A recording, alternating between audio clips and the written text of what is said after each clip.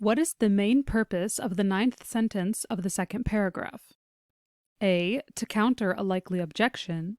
B. To provide an alternative explanation. C. To suggest future implications of a phenomenon.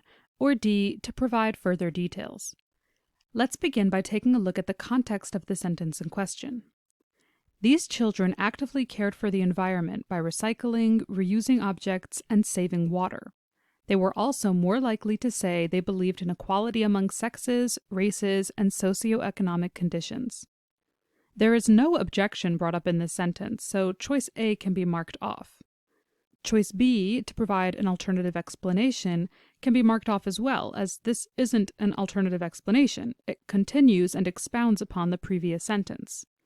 While choice C, to suggest future implications of a phenomenon, might technically be something that could happen, the text doesn't bring these examples to show what could happen in the future, but rather to show the present influence this is having on the children. We are left with D, to provide further details, which perfectly fits with our findings. A further hint is the word also in the sentence, showing us that the author wants to add more onto the previous point. Based on this, we can mark D, to provide further details, as our final answer.